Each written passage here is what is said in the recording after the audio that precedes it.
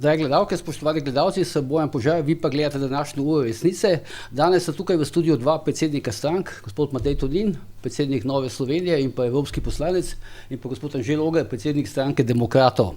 Zdaj, tema današnje oddaje, recimo, da jo razdelimo v dva dela, približno prvi del bi se nanašal na nastajanje ali pa ne nastajanje tega famoznega tretjega bloka, v drugem delu pa bi šli čez nekatera aktualna vprašanja v tej državi, ampak za začetek, Anže Logar, zdaj Janez Janša je bil tukaj v studiu pred nekaj tedni in eno zanimivo tezo je postavil v odgovoru na moje vprašanja v tistem intervjuju, da ste v bistvu izgubili drugi krog predsedniških volitev namenoma.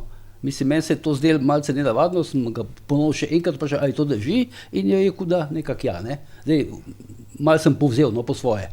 Ja, zdaj s tem je prišel v nasprotje s svojimi besedami po volitvah, tako da ne vem, katere so bolj iskrene. Tiste, ko je po volitvah govoril, da je bila kampanja dobra, da se je naredilo vse, kar se je dalo narediti, in zdaj ta, ki je verjetno bolj podvržena temu, da nastaja neka politična alternativa, da oblikujemo stranko Demokrati, in verjetno je tu govoril v funkciji predsednika ene stranke. To se pravi, zdaj to odločno zanikanje, kako tega? Se ste sami ugotovili, da je to rahlo lovska. V svoji politični karieri, 25 let, se nikoli nisem odločil za neko kampanjo, zato da bi izgubil, ampak zato da bi zmagal. Je pa res, da... Ampak je bila potem, ampak vseeno, lahko rečemo, da je bila slabša kampanja v tem drugem delu, kako?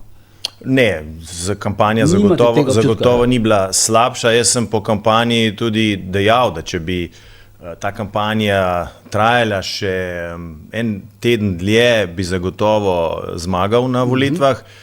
To pa preprosto zato, ker kondicija nekoga, ki se že dlje časa ukvarja s politiko, in nekoga, ki prihaja, v tem primeru gospe Nataše Pirc Musar, je bila izrazito, se je pač ta tendenca kazala, in meni je žal, da v tistem prvem tednu po prvem krogu praktično ni bilo soočen in je bila tudi relativno onemogočena ta mogoče medijsko nastopanje in soočenje različnih konceptov vodenja države z vidika predsednika republike. Ja, dobro, zdaj Matej Tonin, za vas je pa rekel, da vi nikako ne boste popeljali stranko, Novo Slovenijo, na prihodnje volitve, da vas bodo vmes med tem zamenjali. Mislim, da z Jernejem Vrtovcem, kako on ne bi bil v igri. Ja, gospod Janša je že kar nekaj stvari prerokoval na moj račun. Prvič mislim, da je rekel, da ni nobene možnosti, da sem jaz izvoljen za evropskega poslanca, zdaj tukaj se je zmotil. Potem je rekel, da seveda ne bom izvoljen na zadnjem kongresu za predsednika stranke, tudi tukaj se je zmotil, tako da počakamo. Jaz stvari jemljem dan po dnevu in gledam predvsem v prihodnost in kaj lahko kot stranka naredimo, kaj pa drugi predsedniki komentirajo in napovedujejo. So bile tudi napovedane že letošnjo spomlad, predčasne volitve pa se niso zgodile. Tako da jaz mislim, da nas vse skupaj čaka zelo vroča politična jesen, prislovično, in potem tudi intenzivna kampanja, in da bomo pač marca prihodnje leto odšli na volitve. Ja, pa zdaj pred volitvami, mislim, pred smo začeli tukaj, ste bi pač rekli, da ste imeli zdaj, da je neka nova zadeva v tem, da boste imeli volilni kongres pred volitvami. To pa ni bilo predvideno, in to bi lahko bil zdaj korak v to smer, No, mi imamo danes večer, imamo svet Nove Slovenije čisto sreden, to, kot ga imamo vsak mesec, in glede na statutarna določila moramo danes tudi sklicati kongres stranke, ker mi ga imamo vsako leto, ne zgolj na 4 leta, ampak ga imamo vsako leto. In na vsake 2 leti je volilni kongres, tako da bi bil letošnji kongres normalno, seveda programski, vsebinski. Glede na to, da me vi v medijih, nekateri kolegi v politiki praktično že ves čas upokojujejo in samo še napovedujejo, kdaj bom zamenjan, zakaj še nisem šel, če sem že šel, da zdaj se bo to že zgodilo. Jaz mislim, da se to že par mesecev vleče, praktično cela pomlad. Jaz mislim, da moram tukaj kot politik določene stvari presekati. Greste v bistvu po neke vrste zaupnico? Ja, jaz bom danes, seveda, če bo svet to sprejel, ker vseeno vloga predsednika stranke ni vse mogočna. Mi smo demokratična stranka, ker pomeni, da se stvari sprejemajo. Imate verjetno pešteto, ne? Da se stvari sprejemajo na organih stranke, ampak jaz sem skoraj prepričan, da bo svet stranke sledil predsedniku, da gremo na volilni kongres zaradi tega, da odgovorimo vsem tistim, ki mi že kar nekaj časa menajo, da je tam pač možnost, da dobim zaupnico, ali pa seveda, če se bo pojavil kakšen drugi kandidat, pa da se bomo pomerili. Ampak te stvari je treba enostavno zdaj presekati na takšen način, da predlog bo, da gremo na volilni kongres in da se tam stvari zdaj postavijo tako, kot se morajo, zaradi tega, da se ne bomo še celo drugo polovico letošnjega leta ukvarjali z mano, jaz bom ali ne bom. A to zdaj pomeni tudi, da na nek način zapirate prostor, kako? Ja, očitno je to v Sloveniji danes zelo popularno, da moraš ne prostor zapirati, ampak stvari razjasnjevati. In tukaj je neka nejasnost, ki se vleče, ki povzroča veliko špekulacij in jaz mislim, da je pričakovan na nek način moj odgovor prav. Če želite stvari, da se preverijo, jih bomo pa preverili. Zdaj, gledal sem par podcastov danes, mislim, ta teden, ne, in neka vstajna teza, recimo, ki jo tam sem bil na Reporterju ponavljal, je to, da je vaša ključna naloga, ne, to, da se šli na svoje in tako dalje, da znova omogočite po volitvah mandat Janezu Janši. Ta teza je nesmiselna. To ste verjetno poslušali, ne? Ja, ta teza je nesmiselna v sami sebi.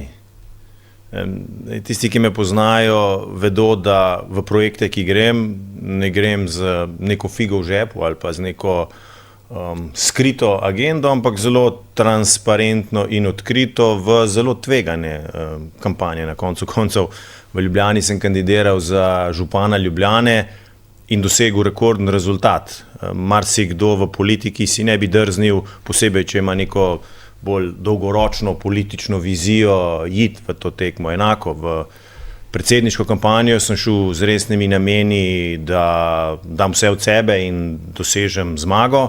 Malo je zmanjkalo, pa se spomnim na prvi novinarski konferenci, ko sem najavil kandidaturo, kjer je bilo vprašanje, če je zame cilj in uspeh, da bom prišel v drugi krog, še posebej, ker recimo so nekateri kandidati z desne strani v tistem času v prejšnjih tekmah dobili zelo uborne odstotke, pa sem rekel, ne, seveda, da ne, zmaga na volitvah in ta teza, da bi jaz se odločil za težjo pot, kjer praktično nimam miru vsak dan in kjer vsak dan zraste neka teorija zarote od mojih nekdanjih kolegov do mojih nekdanjih nasprotnikov, bi bil nekakšen mazohist, se vam ne zdi. Tako da želja je iskrena, mislim, da tako več ne gre naprej, kot smo gledali zadnjih nekaj mandatov, kjer v bistvu revanšizem vodi vsako naslednjo vlado, poseka vse, kar je bilo dobrega v času prejšnje vlade in mislim, da je čas, da v Sloveniji začnemo mogoče malce bolj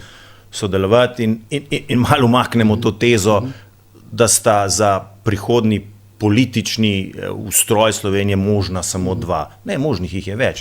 To je sporočilo demokratov, ki ga želimo v času do kampanje usidrati v misli ljudi. Gledam pa tudi, recimo, ta spletni portal zanima.me, ki ga nekateri uvrščajo tam v vašo orbito, blizu Nove Slovenije. Koliko vas uvrščajo blizu SDS-a? Ja, to ne vem, to zdaj po teh reakcijah, ki zdaj zadnje čase poslušam, dvomim, da je to možno, ampak to hočem reči, gledam komentarje anket od kolega Roka Čakša in on recimo, ko pač sešteva te rezultate anket, pa potem poslanske mandate in tako dalje, vas konkretno demokrate vedno uvršča v desno sredino, ko recimo tako sestavlja potencialno vlado, vas seveda itak zraven. Ja, vse jaz sem že večkrat rekel, da sem politik desne sredine, ampak tukaj je ena pomembna prednost ali pa karakteristika, to je zmernost. In jaz večkrat ali pa kadarkoli imam priložnost orisati neko vizijo demokratov, ko se zdaj vsi tisti, ki prisegajo na binarnost sistema, da imaš na voljo izbiro samo enega ali drugega, samo Roberta ali Janeza, pravim, da je to napačna pot, če hočemo Slovenijo usmeriti v pravo smer. In tisti, ki potem pravijo, da je podmnožica sredine prazna, jim dajem tudi na nek način prav, kajti demokrati nismo tisti, ki govorimo o sredini. Demokrati smo tisti, ki govorimo o politični širini. Skratka, ti zastopaš neko filozofijo, neko politično pot, hkrati je pa pomembna pot stati, da lahko sodeluješ s tistimi, s katerimi se ujameš v teh ključnih elementih, tam, kjer se pa najameš, pa ne koplješ naprej, lomiš, kritiziraš in uničuješ vse, kar ni 100% v tvoji smeri. Skratka, to, kar Slovenija potrebuje in to, kar demokrati ponujamo, to je ta politična širina. Ne neopredeljenost, ne absolutna sredinskost brez zvonja okusa. Ne, z vonjem in okusom, s konkretnimi rešitvami in, zelo pomembno, z možnostjo sodelovanja preko te limite. Zdaj še vedno je enako, kot je bilo rečeno pred nekaj časa, vi za Janšo ne greste, ne? V desno vlado, ne? Če pa razumem, ne? Če bi jo vodil Janez Janša, vi pa greste samo, če bo zraven še neka leva stranka. A so zdaj kakšne spremembe vmes nastale? Ne, nobenih sprememb ni, ampak mi se moramo... Politika je dinamična stvar, nikoli ne veš, kakšen bo na končni razplet, ampak jaz tukaj tej stvari predvsem pristopam zdravo razumsko. In to je, da če mi pogledamo podatke, je razmerje v Sloveniji med svetovno-nazorsko levimi volivci in desnimi volivci približno 55-45. Tako da je približno za našo konzervativno stran jasno, če želi sestaviti vlado, da potrebujemo nekoga z druge strani, torej z leve strani, to, kar govori gospod Logar, ali pa, da se mora leva stran tako priskutiti, da je volilna udeležba tako nizka, da mi lahko potem s svojimi volivci dobimo to večino, ker se velikokrat dogaja na evropskih volitvah. To je čisto preprosta taktika in metodika, ki jo moramo usvojiti na desni strani. In zdaj, ko govorimo o gospodu Janši, je njegov problem samo ta, da za tem svojim, ker mu je treba čestitati, da se je 35 let v politiki, mislim, da niti Lukašenkov ni toliko časa v politiki, kot je recimo on, ampak to pa v tvoj nahrbnik doda ogromno stvari in je zaradi tega odbojnost tako velika. In prej, ko smo se pogovarjali o predsedniških volitvah, moja ocena je, da je gospod Logar izgubil zaradi tega, ker se je v drugem krogu zelo angažiral v kampanji gospod Janez Janša.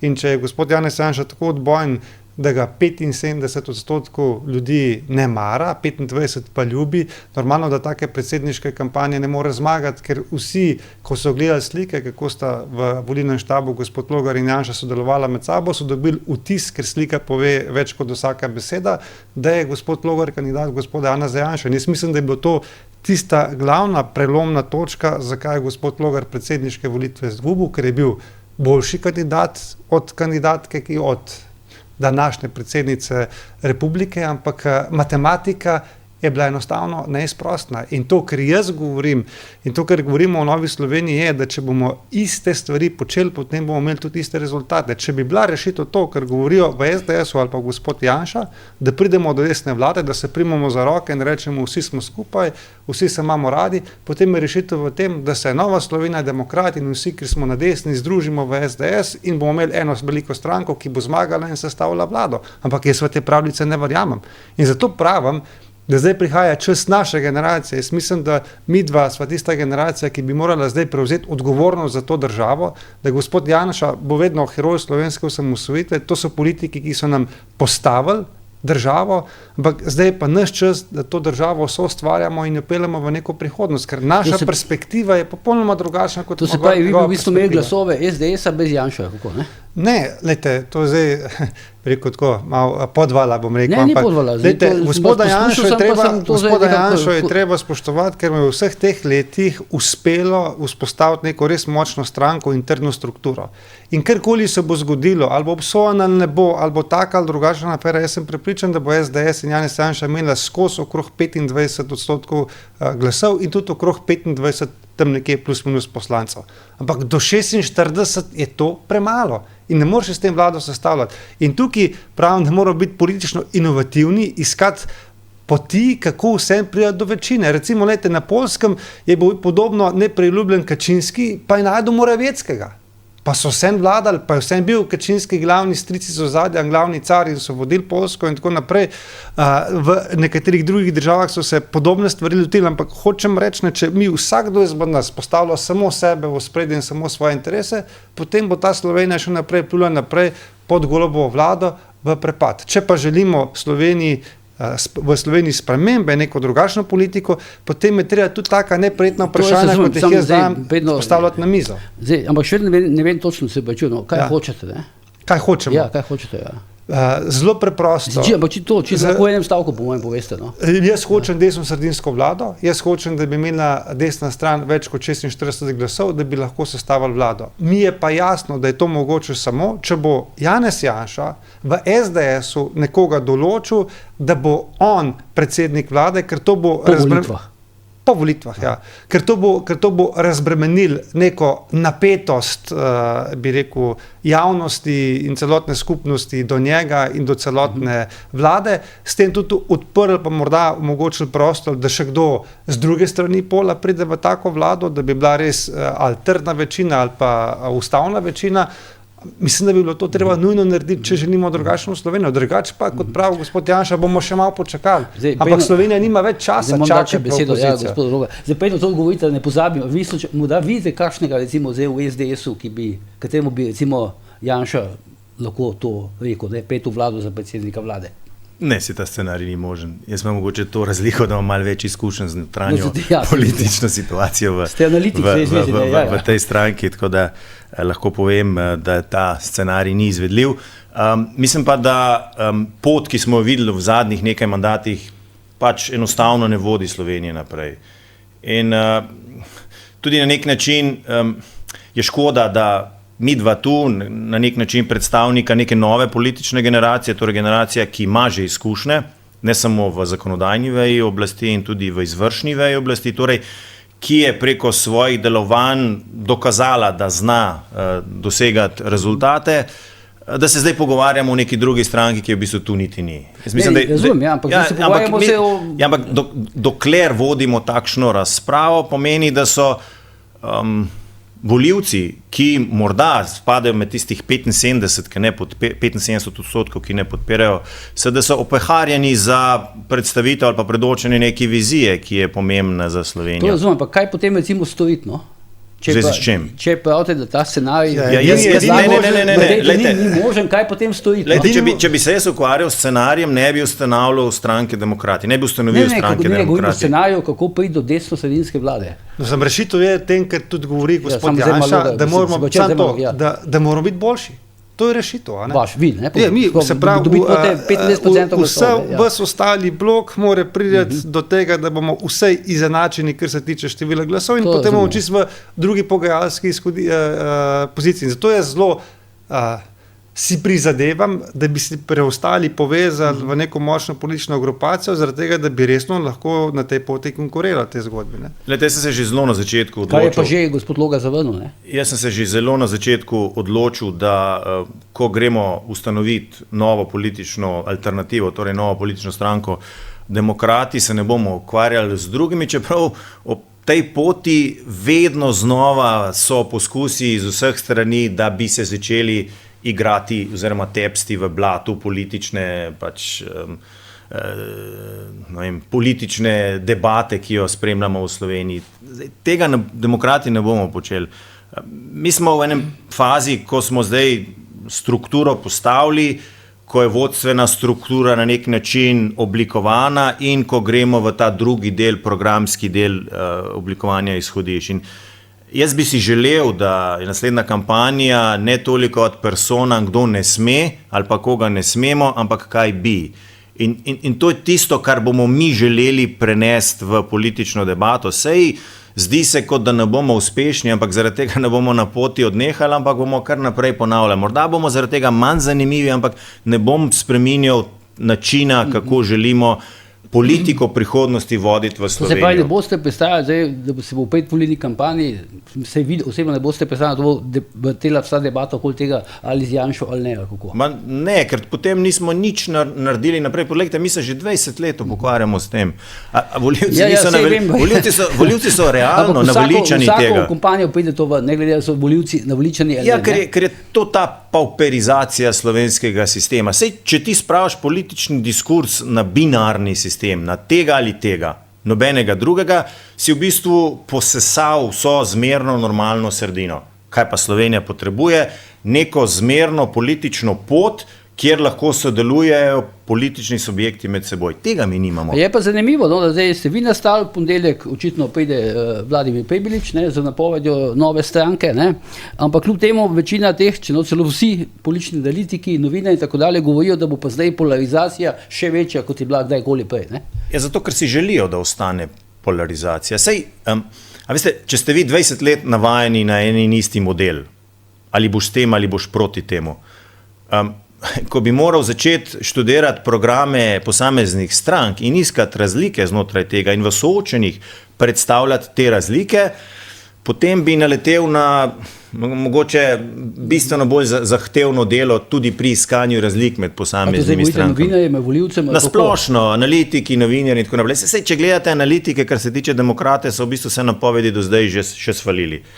Če smo zelo natančni, nekateri so meni govorili ali pa javno rekli, da če ne bom takoj po predsedniških volitvah ustanovil nove stranke, je z mano konec. Če bi jaz te klice poslušal, bi bilo z mano konec danes. Ampak glede na to, da smo lepo gradili idejo ali pa iskali to pot za neko politično širino, smo kar trdno na političnem parketu.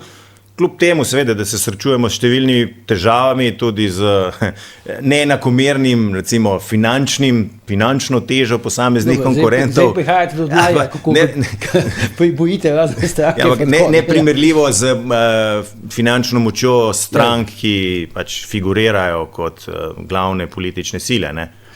Dobre, zdaj mi samo še tako, recimo, da gremo malo tako v bistvo tega naslova današnje oddaje. No, a zdaj nastaja tretji blok ali ne nastaja?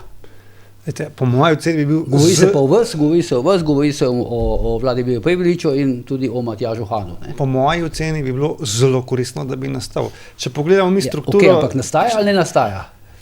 To je vse odvisno od potencialnih partnerjev. Če se nekateri želijo o teh stvarih pogovarjati, je možnost, da bo nastal, če nekateri se ne želijo, ne bo nastal, ampak pridem še do tam. Hočem pa reči, da moramo spet strukturo pogledati slovenskega volilnega telesa. Vi imate 1/3 ljudi, ki so več ali manj vnaprej opredeljeni in tukaj nekaj velik prehodov, pač so stvari stabilne, ker se tiče posameznih strank. Ja, mislim, da imaš na vsaki strani približno tretjina ljudi. Imate tretjino, ki volitve ali pa politiko spremlja zelo tako bežno, ki se opredeljuje na podlagi hipnih odločitev, se ne poglablja v politiko in tako naprej. In imate tretjino, ki pa na volitve sploh ne hodi in jo politika sploh ne zanima, ne. In če mi želimo prepričati tisto tretjino, ki se hipno odloča, potem moramo v slovenski politični prostor prinesti nek politični produkt, ki bo imel realno možnost zmage. Ker če nimaš realne možnost zmage, potem je jasno, da se ljudje taktično odločajo ali bojo za največjega na eni ali pa na drugi strani. In zaradi tega bi takšna povezava, tako imenovani lahko rečemo tretji blok, drugačen blok, kakorkoli se zmenimo, ali to po zgledu Demosa, ali še bolj intenzivno, bila koristna, ker bi tukaj ustvarila nek vtis v slovenskem političnem prostoru, da je še nekaj drugega mogoče, da nismo obsojeni samo na enega ali drugega, in to bi bila zagotovo velika osvežitev slovenskega političnega prostora. In tak blok bi se mogel dogovoriti o bistvenih ključnih zadevah za Slovenijo, ki so pomembne za prihodnost. V takem bloku bi seveda imel raznolike, vsebinsko, programsko raznolike stranke, ampak prepričan sem, da pa vendarle v Sloveniji pa obstaja nekaj ključnih izzivov, kjer bi se lahko dogovorili, kaj je tisto, kar želimo narediti na področju zdravstva, gospodarstva, če hočete sociale, 5-10 ukrepov in rečemo, lejte, mi smo to pripravljeni skupaj narediti in bomo skupaj sodelovali, tudi če bomo pri ostalih stvareh drugačni in raznoliki. In jaz mislim, da bi to vzpostavili neko novo upanje v slovenskem prostoru. Ne rad govorim o tretjem bloku, ker tretji blok pomeni kot kontra dvema. Kontra dvema blokoma. Tu bi bolj vzel... Izraz je dober, se mi zdi. Ampak tukaj bi bolj vzel sintagmo, ali pa mi je bližje to, kar je dr. Avbelj govoril o političnem tretjem stebru. Logika je tam dosti preprosta. Hiša stoji ali pa streha stoji na 2 stebrih. V Sloveniji se je to zgodilo, da sta ta 2 stebra sta se zelo na široko pomaknila in tu je torzijska sila takšna, da pač res na dolgi rok tako ne gre več in tu je tisti tretji steber, ki ohrani Slovenijo kot neko perspektivno državo z vizijo uspešne Slovenije. Vse stranke, ki prisegajo na sodelovanje in ki imajo tudi koalicijsko sposobnost, kar če ti nekdo prisega, da sodeluje, pa nihče ne želi sodelovati z njim, takšna stranka nima koalicijske sposobnosti. Skratka, več strank s koalicijsko sposobnostjo, ki lahko oblikuje različne vzorce vlade, predvsem pa neka politična širina, da presežemo te delitve v Sloveniji, je tisto, kar bo Slovenijo potegnilo naprej. Jaz mislim, da gospod Tonin govori o neki predvolilni koaliciji, ne? Če sem jaz prav razumel. Uspešnost Demosove predvolilne koalicije, čeprav je imela 6 različnih strank, je bila v tem, da so imele zelo jasen cilj, to pa je samostojna Slovenija, ki so potem kasneje tudi realizirali, so pa bile vsebinsko, svetovnonazorsko zelo raznolike stranke. Ne? In neka taka predvolilna koalicija bi bilo močno sporočilo slovenski javnosti, lejte, tukaj so stranke, ki so pripravljene sodelovati, ki so se pripravljene celo povezati za ključen cilj, ki nas čaka v prihodnosti, in to bi definitivno bilo nekaj novega. In tukaj je ta predvolilna koalicija možna, brez da se stranke združujejo, brez da se stranke sili v skupne liste, če nočejo iti, ne? Ampak predvsem je to sporočilo slovenski javnosti, lejte, mi smo se že pred volitvami sposobni dogovoriti o ključnih zadevah za to državo. Mislim, kot bi rekel, naš uspešni gostinc, več pa ni. Povezava brez skupnih list, povezava brez... Ne, lejte, vi imate v političnem prostoru več intenzivnosti. Lahko se stranke združijo, nekatere se bodo in je pač to potem ena stranka. Lahko se stranke ne združijo, pa imajo samo skupno listo, kar pomeni, da na volitvah delajo za skupno listo. Lahko je pa še tretja oblika povezovanja, je pa predvolilna koalicija, kar pomeni, da gre vsaka stranka svojo listo na volitve, ne?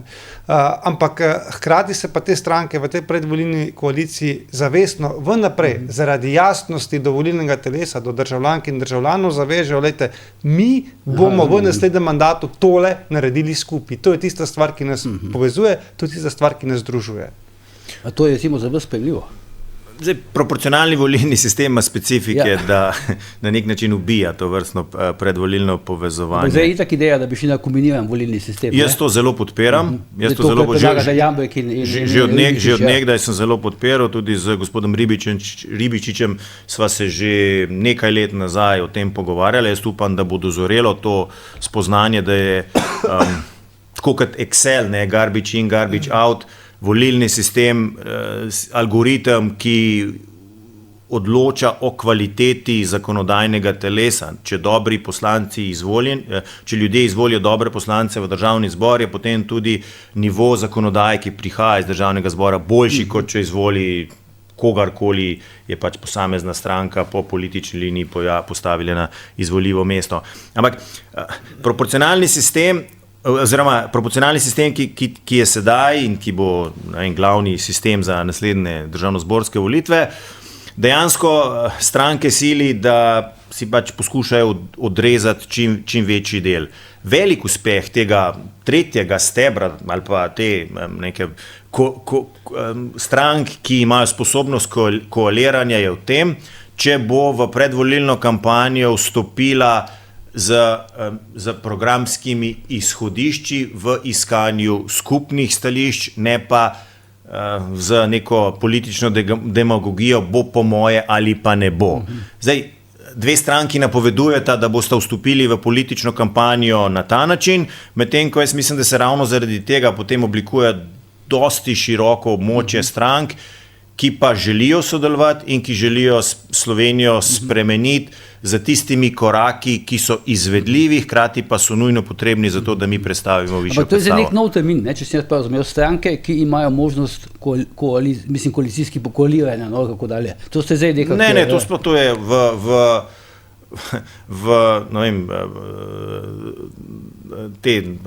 v znanosti, razumem, pač politološki znanosti, tako je, v volilnih sistemov je to en od ključnih elementov. Recimo v Estoniji imamo predsednika, ruske stranke Savizarja, ki dobi na vsakih volitvah med 25 in 35%, pa nihče z njim ne koalira in je vedno v opoziciji. Skratka, takšne stranke niti ne šteješ kot neke potencialne stranke, ki oblikujejo naslednjo vlado.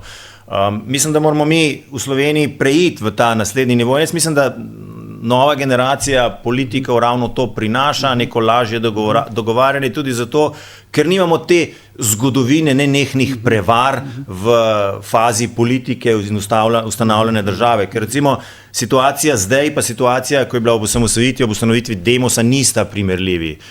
Tam je imel Demos en cilj, ki ga je uspešno izpeljal, ko je ta cilj izpeljal, je pa nekako se izpraznil in zato je potem prišlo tudi do notranjega loma in potem dolgoročne ali pa dolgoletne vladavine liberalne demokracije, do katere ne bi bilo treba priti, če bi se recimo koalicija Demos znala dogovoriti o ključnih 10 projektih, ki jih potem želi izpeljati. Zdaj, prej ste omenili Mateja Avbla, ne?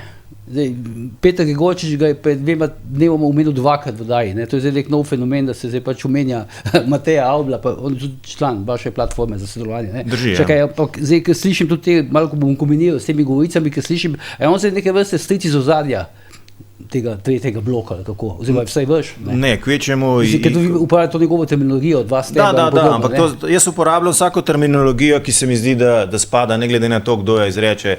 Gospod Avbel je zelo elokventen, piše dobre članke, če boste tudi vprašali predsednika uprave Nove Ljubljanske banke, ga večkrat po objavi glede na njegove kolumne, tako da mislim, da je kvaliteto treba spodbujati, ne pa jo negirati. Ne, se nisem to mislil, pa mislim, je tako, kot fenomen mi je zanimivo, da se ga pač naenkrat množično omenja, ne. Pa vi ste tudi neki sodelovali že z njim, ne? Ja, tudi večkrat. Ja. Že ko smo bili v vladi, potem tudi kot stranka, tako da intelektualc, mislec, ki mislim, da si želi Slovenijo popeljati v boljše čase ali pa dati svoje intelektualno znanje za to, da bi se določene stvari spremenile. Mogoče bo pa on idejni oče tega tretjega stebra in da se bomo namesto o tem, kdo bo s kom kaj šel pogovarjati, bomo dali na mizo neko vsebino in bomo rekli, ok, a smo se sposobni na področju gospodarstva zmeniti, da bomo takoj dvignili splošno davčno olajšavo na 7.000 evrov.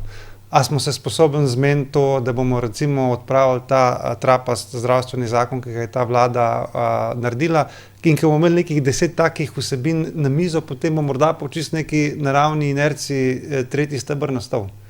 In bo stvar lepo zavideti. Recimo, to imam sam v misli kot obliko sodelovanja, ampak to vrstno v vsebino usmerjeno koaliranje nujno potrebuje politično širino, ker v nasprotnem primeru se ti druga demagoška stran postavi po konci in se ti potem zgodi kolesarjenje in neosnovan napad na rešitve, ki drugače vsi potrebujemo. Zelo konkretno, nekaj davčnih sprememb mi potrebujemo zelo hitro. Mislim, da je precejšno spoznanje o nujnosti tega zaznati tudi strani besed gospodarskega ministra, kar pomeni, da verjetno takim predlogom ne bi nasprotoval. In mislim, da se oblikuje nek tak možnost širokega polja soglasja za te elementarne odločitve, ki so nujno potrebne, da Slovenija skoči naprej. Čeprav, zdaj, ker ste pač omenili, Matjaža, potem, ko ta ideja o tem, ta ideja o tem tretjem bloku prišla v javnost, so v bistvu socialni demokrati, sicer ampak socialni demokrati so to na nek način rado demantirali, ne? Pa demantirajo tudi to Prebiličev okrog, je zdal neko sporočilo za javnost, ki pravi... Ampak to ni nič uradnega, pa to ni nobena iniciativa. Z moje strani ni bilo, jaz ne vem, če je strani gospoda Tonina, po moje ni v slovenskem političnem prostoru nikogar, ki bi vodil to. Dejstvo pa je, da se to, če želimo, da se preneha s temi delitvami, mora zgoditi. To je samo ne more se, iz nič se ne more nič zgoditi. Nekdo vendarle more dati neko inicijativo, da pač more voditi. Nekdo more dati neke stvari na mizo. Ljudje moramo biti zelo... Ljudje, volivke in volivci morajo spoznati. Razumem, ampak če hoče to bojo lahko pokazali. To bojo lahko pokazali šele na volitvah. Jaz vedno pravim, drži čas je za prenovo politične generacije.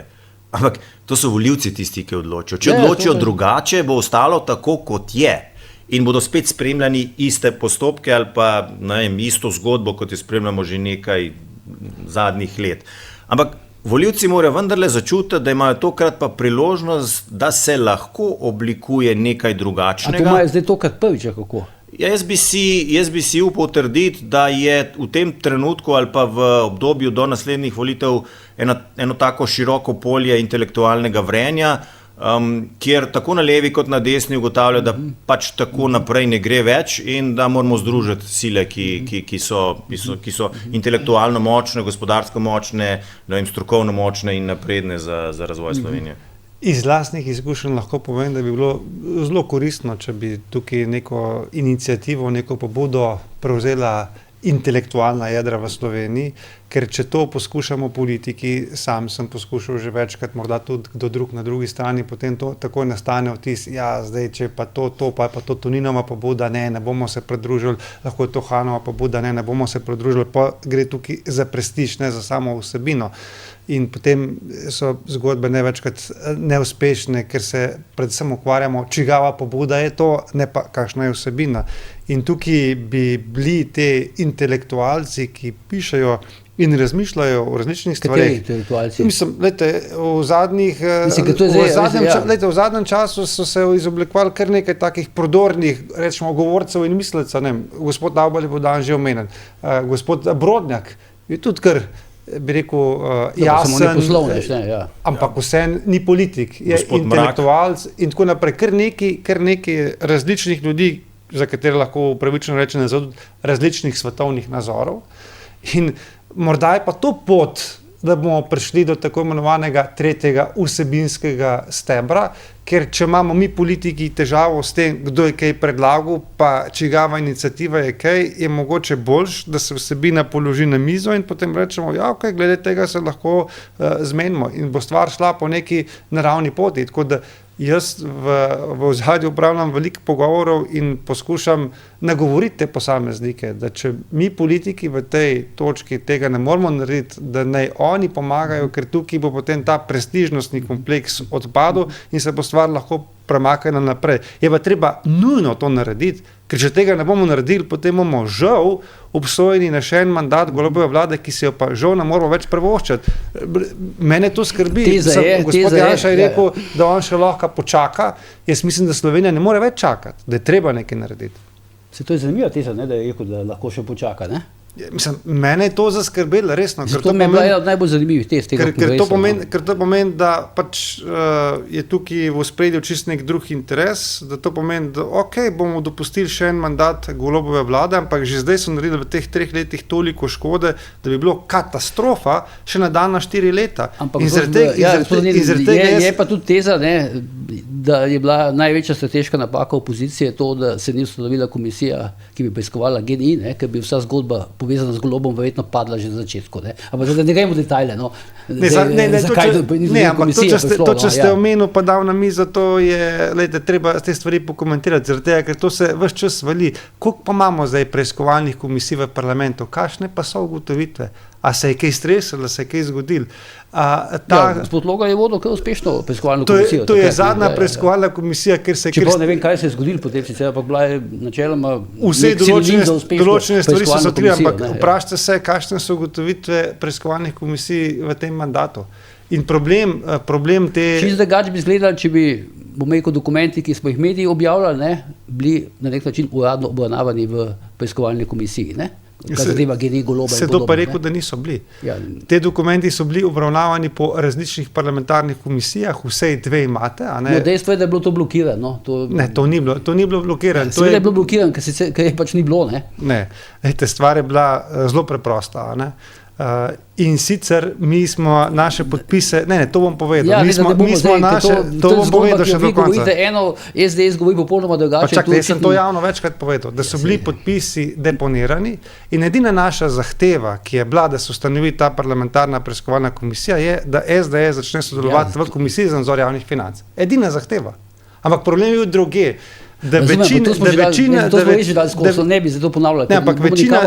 Večine teh dokumentov ste mediji objavili že tako ali drugače. Razumem, ampak učinki so različni, saj veste, kako je to, ne? Golobova vlada zaradi tega ne bi padla, če to mislite, ne? Pri vseh stvarih, ki so se zgodile kasneje, pri vseh aferah, ki jih imamo vsak dan. Nekatere stvari bi verjetno prišle prej pa na drugačen način pač v javnost, recimo, ne? Tako pač jaz razmišljam, ne? Ampak skaj preseneča to, recimo, da se je Milan Kučan tako aktiviral v zadnje čase? Osebno, fizično dobesedno. Zdaj spet sem videl, da je bil na Škrabčevi domačiji, kar je bil znak neke vrste podpore Golobu. Izgleda v dobri kondiciji. Ja, tudi fizično izgleda bistveno boljš kot mogoče pred kakšnim letom dni, no, ampak dejstvo je, da se je aktiviral, ne? Ja, zdaj, to sta lahko dva vidika, ali želi pokazati svojo politično moč. Ali se sprašujem to vas zaradi tega, ker je bil do vas še posebej kritičen v intervjuju. Ne samo do Janše, recimo pri Marcelu Štefančiču, do vas, vi ste bili v bistvu neke vrste druga tarča, ne? Ja, ampak sej, jaz praktično čez celo kariero poslušam samo kritike. Sej, če se spomnimo za časa predsedniške kampanje, je tedajni predsednik vlade rekel, ne bomo dopustili, da ta kandidat zmaga naslednje volitve, kar je strašno nedemokratično stališče. Tako da v tem pogledu, če ocenjujem besede gospoda Kučana, so bistveno bolj umirjene. Kar je zanimivo, pač, da je čutil potrebo povedati, da ni čas za nastajanje neke nove stranke na levici. Potem pa, kot ste sami povedali, bo ta stranka vseeno nastala. Kar pomeni, da je vprašanje torej, a so njegove besede res tako močne oziroma ima takšen vpliv, kot se mu pripisujejo. In v tem pogledu jaz kaj posebej več ne bi posvečal razen tistemu delu, kjer se v bistvu se mi zdi glavni poudarek, ki se ga je želel povedati in je na nek način posredno targetiral demokrate, je tista izjava, da v podmnožici ni nič, da imamo samo levo ali desno in da ni sredine. Kar se v bistvu lahko še celo strinjam, da ni sredine, še enkrat, ker demokrati nismo tisti, ki prisegamo na sredino, ampak smo demokrati tisti, ki prisegamo na širino, torej na sodelovanje različnih političnih opcij, ki lahko najdejo skupne točke. To se pravi, se boste vi v volilni kampanji zdaj tudi začeli bolj konkretno opredeljevati do posameznih vsebinskih vprašanj. To so očitki... To so zimzeleni očitki iz časa, ko praktično še nismo imeli poslanske skupine, ko še nismo mogli niti svojih stališč predstaviti. Danes so naša stališča zelo jasna, od boja proti korupciji, ustanovitev USKOK-a, finančne policije, tako imenovanega anti-corruption. Ja, sem bral ene odgovore, ko ste pač predlagali posebno, ne vem, posebnega državnega sekretarja USKOK-a, da v principu ne poznate, recimo, delovanje USKOK-a. To sploh ni res. Meni je všeč, da se je ta polemika razvila, ker je končno prvič vsebinska tematika pride na naslovnice ali pa na nek način na mnenjske strani, kjer se posamezniki opredeljujejo do tega. V nastajanju zakonodaje pa poznam precej dobro ustroj delovanja vlade, je nujno, da imaš ti neko telo, torej nekoga, ki bdi nad pripravljanjem zakonodaje in to je lahko možno učinkovito, samo če to izhaja neposredno iz kabineta predsednika vlade. Zato je za pripravo neke nove zakonodaje za hitro dinamiko, torej za to, da v enem mandatu zaključiš te postopke, nujno, da imaš nekoga, ki bdi nad in seveda ta se ne ukvarja neposredno z primeri, niti ne z aktualno aritmetiko boja proti korupciji, ampak za pripravo nove normativne podlage za delovanje sistema. Zdaj zaključimo ta sklop. Se pravi, vi v vsakem primeru greste na volitve, zdaj prihodnje leto, absolutno popolnoma sami, ne?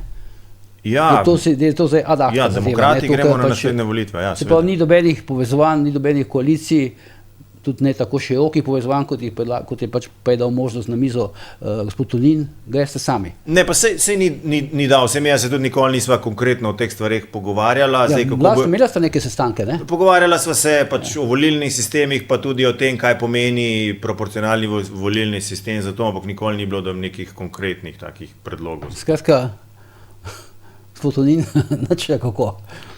Ja, lejte, kaj ne rečem, ne.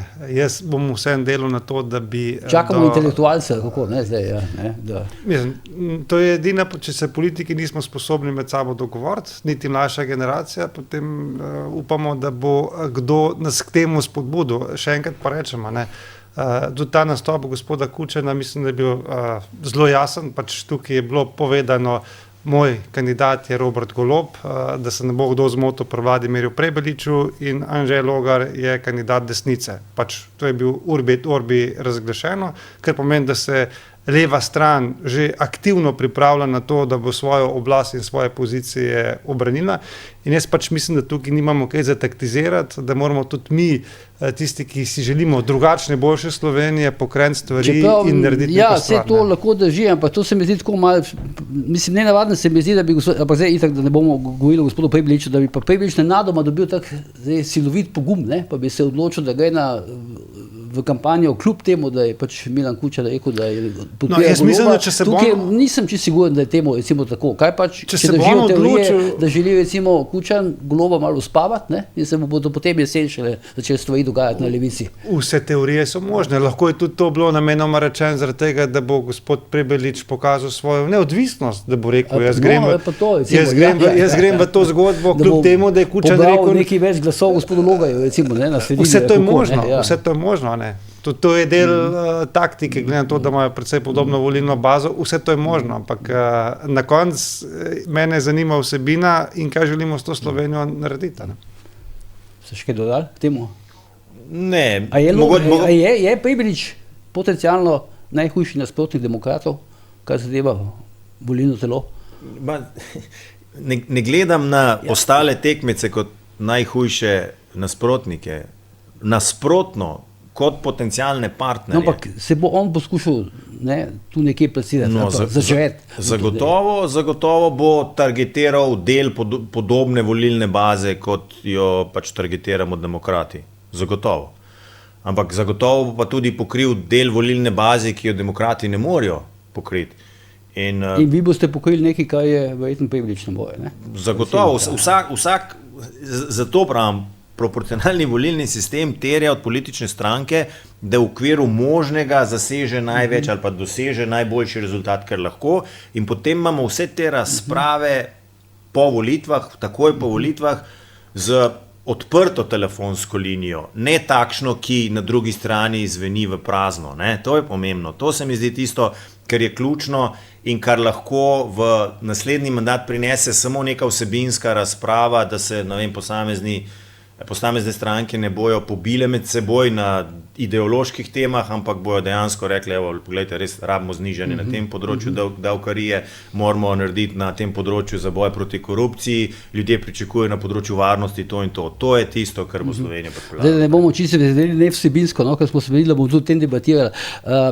A masa videl, bom rekel, tako, kakšne programske ali pa te vsebinske ideje, recimo te točke, sej vi ste že nekaj rekli, kaj bi bilo treba recimo takoj narediti, če recimo desna sredina prevzame oblast? Ali sprejeti nek zakon, taki omni zakon, kot ga je Golob, se bo ukiniti vse, kar so oni doslej sprejeli, da se ponovi ta zgodba, ali so kakšne druge ideje?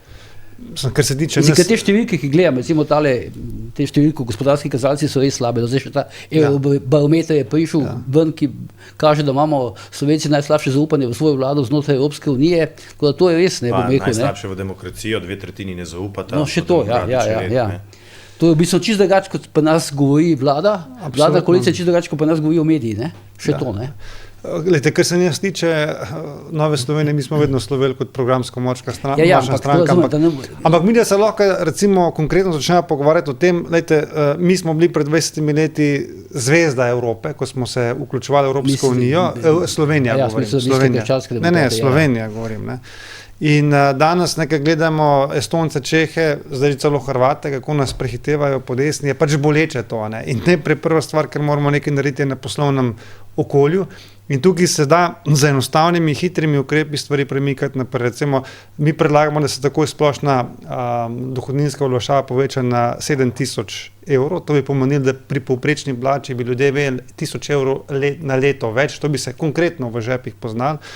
Potem smo recimo zdaj predlagali drugačno obdavčitev kriptovalut. Mi imamo kar nekaj ljudi, ki se s kriptovalutami ukvarjajo v Sloveniji in ni pametno, da bežijo iz te države, bolj, da jih tukaj zadržimo z razumnim obdavčanjem. Potem bomo zdaj predlagali recimo za študentski SP, kar pomeni, da bomo mlade lahko že od majhnih nog vzgajali v tem podjetniškem duhu in da bodo lahko tudi delali tako, kot je potrebno. Potem vračamo zdaj nazaj recimo te tako imenovane normirance.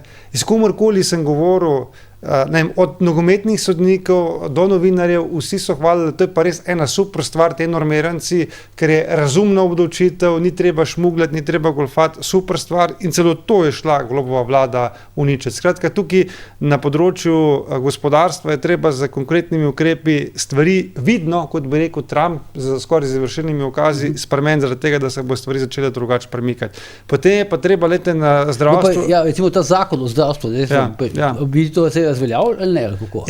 Zdaj ga itak na ustavno sodišče.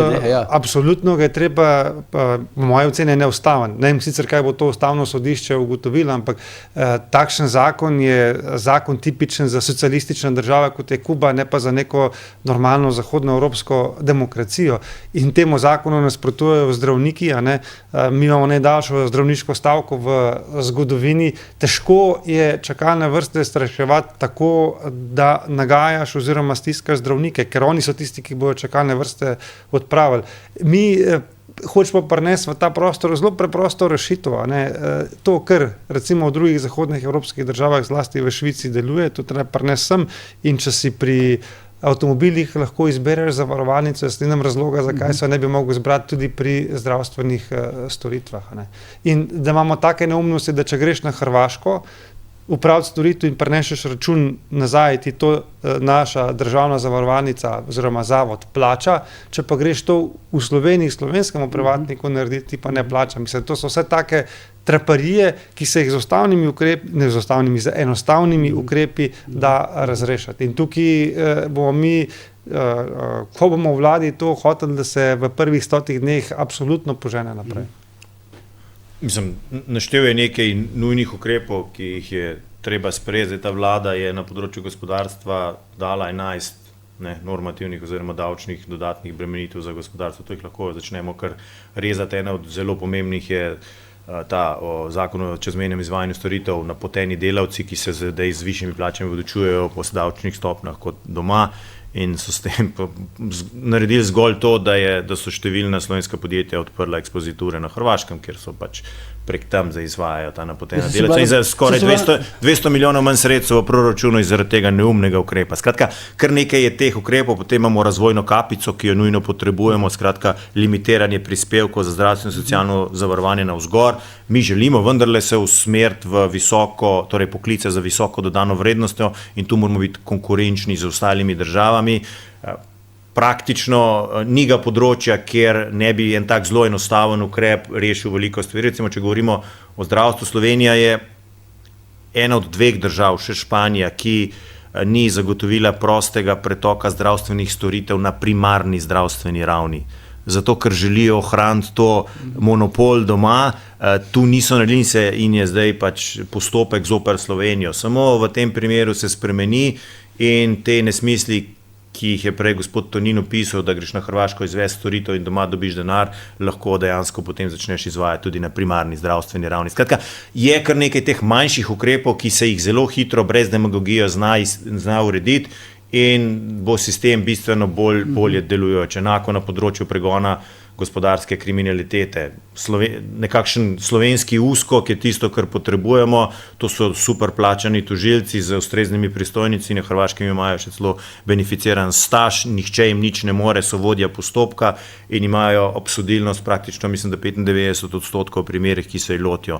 Nekaj takega v Sloveniji pa vam zagotavljam, da bo stopnja korupcije bistvo se znižala zaradi preventive, niti ne bo treba več kurative. In naš namen je v obdobju priprave konkretnih ukrepov strokovnega sveta Stranke demokratov to postaviti na mizo, potem je pa stvar ravno te debate, kaj so tisto, kar nujno potrebujemo, kar lahko takoj sprejmemo in prvi dan nove vlade lahko začnemo izvajati. Zdaj, bili ste zunanji ministri, vi ste bili pa obrambni, tako da danes se to zelo pokriva. Je kaj presenetila ta zunanja politika? Ste pričakovali, da bo šla v takšno smer, kot jo recimo zdaj vozi Tanja Fajon? Ja, šla je v popolnoma nasprotno smer. Govorila je o Ujedinjenih državah, šla je pa potem, ne vem, na Bližnji vzhod, po Latinsko Ameriko, po jug Afrike, pa ne vem kam. Ja, in se hvali s tem, da Slovenijo ocenjujejo kot v EU radikalno državo. A se to hvali s tem? Kako? Ja, jaz sem to tako razumel. Jaz sem to tako razumel. Jaz nisem čisto razumel. Jaz imam še kar nekaj kolegov s svojimi kolegi, bivšimi ministri za zunanje zadeve in vsak me sprašuje, po kateri poti je Slovenija krenila. času mojega mandata, ko smo dejansko oblikovali te jedrne skupine, ne vem, srednjeevropskih držav, ki so, ne vem, ustanoviteljice Evropske unije, je bila neka kritizerstvo, da se odmikamo od jedra Evrope. Medtem ko danes spremljamo pa vse drugega kot usmerjenost v center Evropske unije, ne vem, iskanje tem na Bližnjem vzhodu ali pa na drugih področjih, kjer v bistvu sodelujejo velike sile in ta slovenska involviranost praktično nima nobene dodane vrednosti, razen morda doma v Sloveniji, kjer pač to prodajajo. Sploh ta Gaza in vse te stvari, kar podajajo pač naši politiki, to je vse stvar samo v funkciji notranje politike. Jaz mislim, da ne, tu mislim, da iskreno, to je grozno, kar se dogaja. Razumem, da je grozno, ampak nimam jaz občutka pri ljudeh, recimo pri Nataši Pirc Musar, pač ker njo recimo relativno dobro poznam, da ona to iskreno misli. Ja, v zunanji politiki je vedno treba tehtati, kaj lahko izpelješ, in to analizo moraš narediti, preden greš v določeno akcijo. In jaz mislim, da slovenska zunanja politika sedaj gre v neke aktivnosti, ki jih ne more izpeljati. Tisto stvar, resolucijo, ki smo imeli v Združenih narodih, a to mi nimamo nič prešteto, kdo bo, ali bo Amerika dala veto, ali ZDA ne bo dala veto, ali kako? Očitno ne, ker ZDA je zelo jasno postavila pogoje že na začetku draftiranja te resolucije, da če ne bo obsodbe pač teh paramilici oziroma teh terorističnih organizacij, potem takšne resolucije ne bojo podprli, in bojo nasprotovali. In zdaj, če pod črto potegnete, namen je plemenit, podpiram ta namen, ampak če ga diplomatsko ne izpelješ, je v bistvu to na nek način črna pika na izvajanje naše vloge kot neformalne oziroma nestalne članice Varnostnega sveta. Smo dosegli manj, kot če dejansko ne bi šli v to aktivnost, če temu ne sledi potem nek realen rezultat, neka resolucija Varnostnega sveta. Kako pa da gledate recimo tak nastop predsednice republike, recimo da v parlamentu, govori v Evropskem parlamentu in potem enega poslanca, evropskega poslanca iz neke XY države, recimo, kar pošle ven, če ni pripravljen poslušati. Jaz to osebno, recimo, kot me je šokirala, recimo, zadnjič izjava ameriškega predsednika Trumpa, o iranskem voditelju, da vejo, kje je, pa da ga zaenkrat še ne bodo ubili. Takšne komunikacije nismo včasih bivali. To se mi zdi, da to v profundu, torej v temelju ruši ta diplomatski protokol, kar ni dobro. Še ena stvar je bolj zaskrbljujoča. Namreč v diplomaciji velja pravilo izrečene besede in govori, ki jih posamezni predstavniki izrekajo na različnih platformah javno, se potem neposredno v magnetogram zapišejo na spletnih straneh teh pač uradov, institutov, predstavnikov. In če boste gledali wording predsednice Nataše Pirc Musar v zvezi z ne Gazo, ampak Zahodnim bregom, ko je izrekla v Evropskem parlamentu, in to, kar je potem zapisano kot govor, ki ga je povedala v Evropskem parlamentu, ni identično, kar ruši zaupanje v diplomatske dokumente oziroma izrečene besede najvišjih predstavnikov posameznih držav. Slovenski mediji, celo javna televizija je tisti govor cenzurirala, oziroma sami so ga popravili, pa so ga spremenili v Gazo. In to recimo, tudi če nekdo intimno čuti tako, vendarle so določene uzance, ki jih je treba spoštovati, in predstavljajte si, da bi vsak vrhovni predstavnik države potem na spletni strani objavil govor, ki ni bil izrečen, ampak rahlo modificiran glede na to, kaj hoče sporočiti. Mislim, da sploh nimajo tega občutka vse nekateri, da pač govorijo v imenu države oziroma nas vseh. Na področju zunanje politike se je Slovenija v tem mandatu zelo radikalizirala. In določene ali pa večina vseh stvari in pa stališč je predvsem v funkciji notranje političnih potreb in se ne ukvarjajo, kakšne bomo realne posledice potem v zunanji politiki. Recimo, spomnite se razprave o priznanju Palestine. Takrat je bilo to predstavljeno, če mi to priznamo, bo problem rešen, bo mir. kje smo danes, koliko ljudi je umrlo. Ampak Slovenija je s tem izgubila eno vlogo, recimo kredibilnega posrednika, ker je bila blizu Izraelu, ker je bila blizu Palestincem, ampak z neko tako potezo dejansko zapraviš možnost, vzvod, da bi nekaj res dramatičnega spremenil na boljše za ljudi, ki danes tam umirajo. Recimo na področju zunanje politike absolutna radikalizacija in tukaj to, kar govori zunanja ministrica, je dejansko res. Na področju obrambe, ki jaz nekoliko spremljam, pa spremljamo dva obraza. Je pa en obraz. Zdaj bomo med na 5% ja, je en obraz. Eno v vladi, kjer je levica noter. Ja, dva obraza. En obraz je za potrebe domače javnosti in drug obraz je za potrebe mednarodne javnosti. Recimo naslednji teden bo vrh NATO v Hagu in Slovenija bo, mislim, da brez večjih težav se strinjala in pristala na te 5% BDP-ja za obrambne izdatke, ampak pa poslušate vlade, predstavniki tukaj doma, pa v Levici so menda proti, za SD je to preveč, v Svobodi pa rečejo, da se bojo še pogajali. Kje se boste pogajali? S kom? Naslednji teden je vrh. Skratka, tukaj je zanimivo to binarnost opazovati, kaj delajo na mednarodni sceni, ne, in kaj potem delajo doma. Skratka, schizofreno. Ja, ampak Golob je tukaj našel, ne, očitno nek modus operandi, ne. Američanom ves čas obljublja, ne. Ampak tudi jaz, ko imam pogovore z Američani pa z njihovimi diplomatskimi predstavniki, niso več tako naivni. Ne. Včasih so nam verjeli na besedo, ampak 15-17 let leži Slovenije, ko smo nekaj obljubljali, kaj bomo naredili, pa potem nismo naredili, je vendarle pustilo posledica. Ne. To, da je letos kvazi Slovenija dosegla 2% obrambnih izdatkov, tako da je prekvalificirala naše investicije v ceste in v železnice v tretjini za obrambne izdatke, to ne bo šlo kratko gladko mimo in tukaj se bojo stvari še absolutno pogovarjale, ker je zelo jasno kvalificirano, kaj se šteje za obrambni izdatek in kaj se ne šteje. Tako da, če se doma marsikaj tako, predsednik vlade lahko reče danes eno, jutri je pa zelo drugače ali pa čisto drugače ali pa besede so eno, konkretno dejanja so pa nekaj drugega, v mednarodni skupnosti pač to ne gre tako in nas bodo držali za besedo pri nekaterih stvareh. Ni najdo modusa operandi, mogoče se to zdi, ker se pač relativno površno gleda na odnose med Slovenijo in Združenimi državami Amerike, ampak te odnosi so drastično padli v času te vlade. Ne? Zdaj, kot vemo, zunanja ministrica se ni uspela sestati z ameriškim zunanjim ministrom, kaj šele, recimo, da bi se predsednik vlade z predsednikom države ali predsednica države. Pa bi v tem času, zdaj tako bom rekel, na podlagi vaših izkušenj, bi se že morali sestati? Zagotovo bi se morali. Sej, jaz sem bil 2 leti, sem bil zunanji minister, pa sem se 3-krat srečal na uradnem obisku z ameriškim zunanjim ministrom in to iz 2 različnih strank, kar pomeni, da je možno, ne glede na pač svetovno nazorsko, v primeru, da imaš neke pristne odnose, te sestanke zorganizirati, če le si partner v tem. Zdaj, ta poteza, da se celo doma javno izreče, da bodo poskušali pač te obrambne izdatke prikazati preko drugih postavk,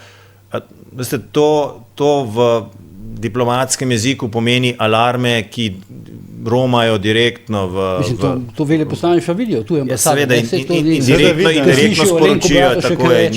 in direktno sporočijo v prestolnice teh držav, kar pomeni, da je to nezanesljiv partner.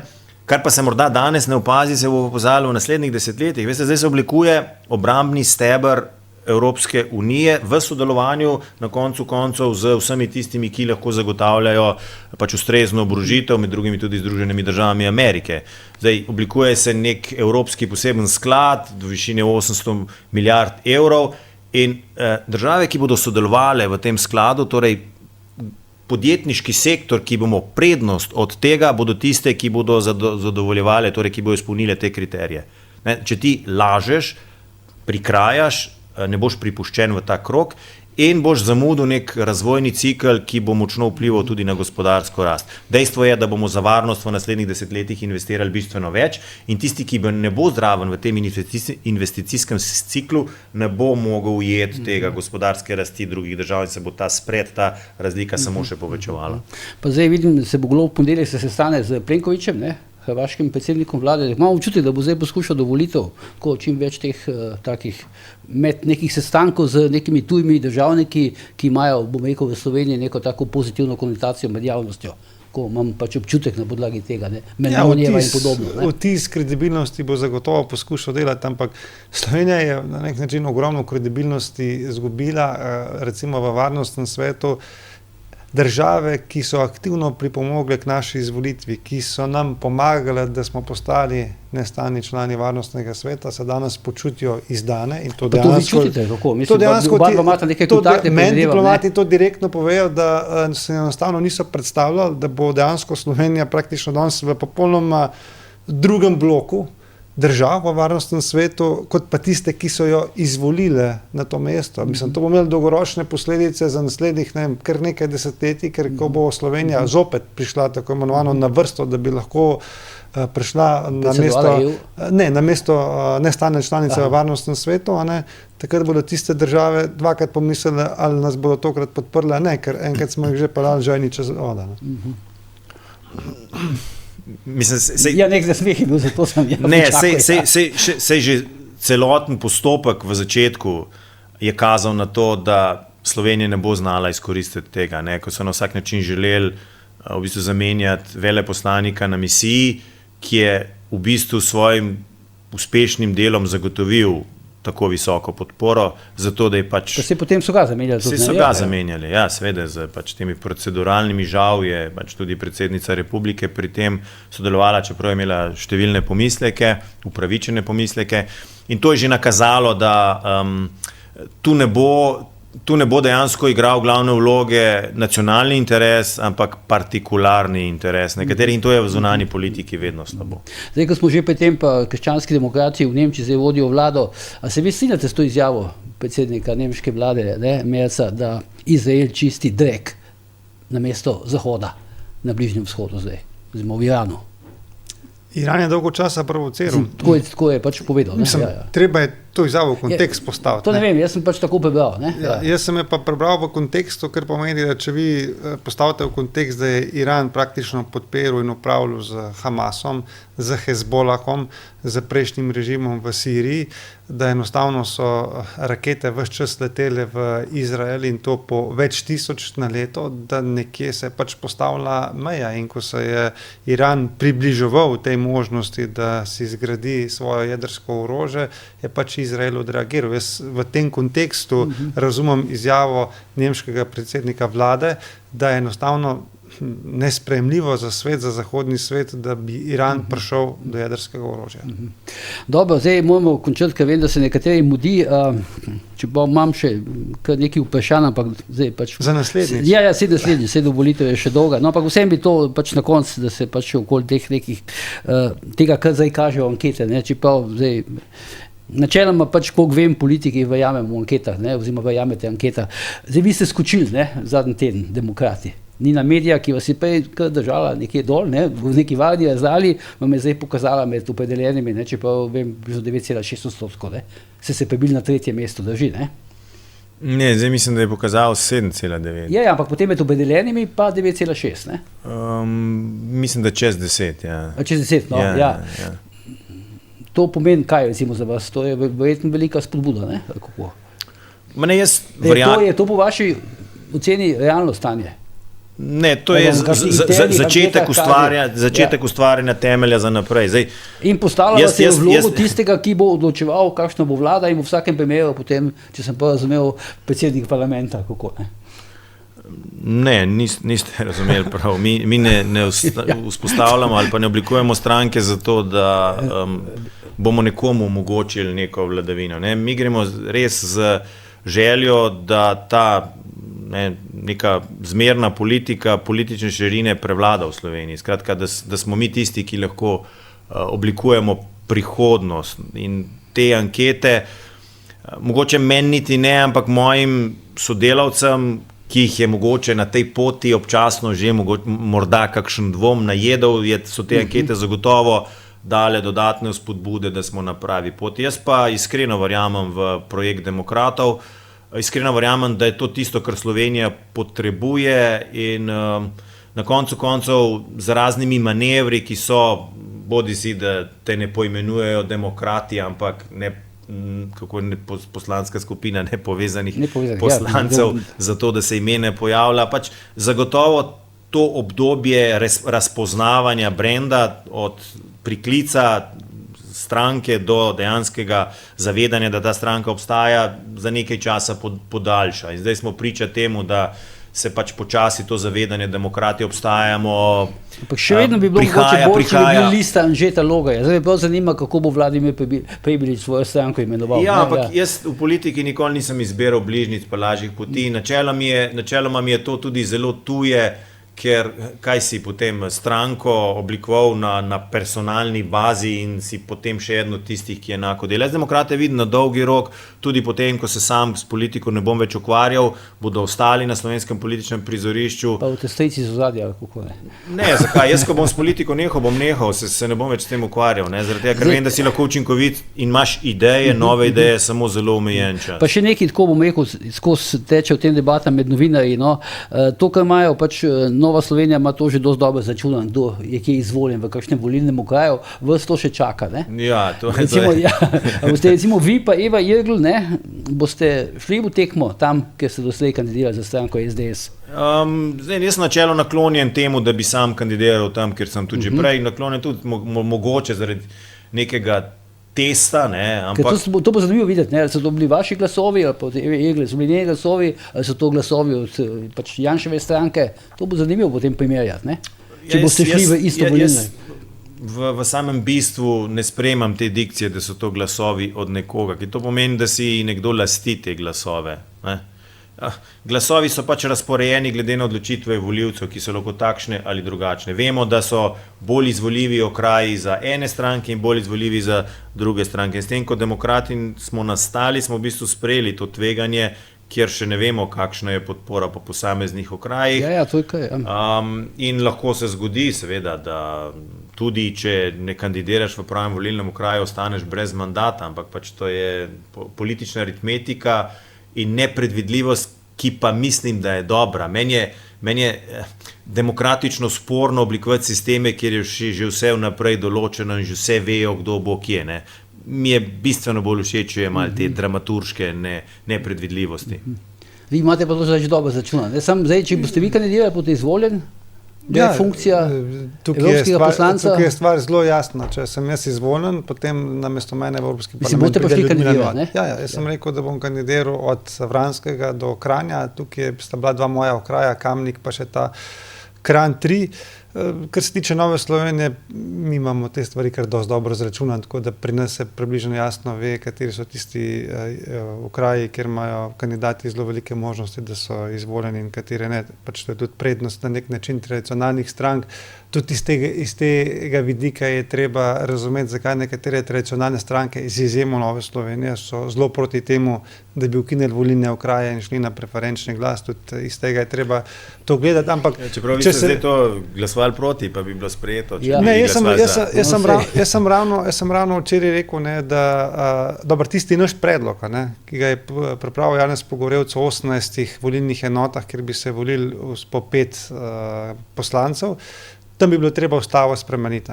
Nam je bilo jasno, da ni bilo podpore na strani socialnih demokratov in da bi padalo prazno luknjo. Sem pa včeraj javno povedal na Tarči, da Nova Slovenija je že dvakrat podprla ukinitev volilnih okrajev. Da če koalicija resno misli za uvedbo preferenčnega glasu in za ukinitev volilnih okrajev, naj prinese zakon in mi bomo naše glasove zagotovili, to kako smo jih tudi že dvakrat doslej. Komentarna anketa, ta zadnja, ki je bila omenjena, kaže, da imamo Nova Slovenija, demokrati in SDS sami dovolj glasov, da oblikujemo vlado. Super stvar, tako da če ta anketa drži, potem je Slovenija rešena. Nisi mojega tistega uvodnega, da pač malo boljše poznam stranko. Zdaj sem spet v začetku. Dobro, sej bomo se še verjetno enkrat, dvakrat, pa še večkrat dobili. Za enkrat najlepša hvala, da ste prišla, pa da ste odgovorili na veliko večino, pa na skoraj da vsa vprašanja. Skratka, dragi gledalke in gledalci, to je bila današnja Ura resnice. Vidimo se znova prihodnji ponedeljek, takrat pa seveda lep pozdrav in ne pozabite, ker je bojanje tudi požar.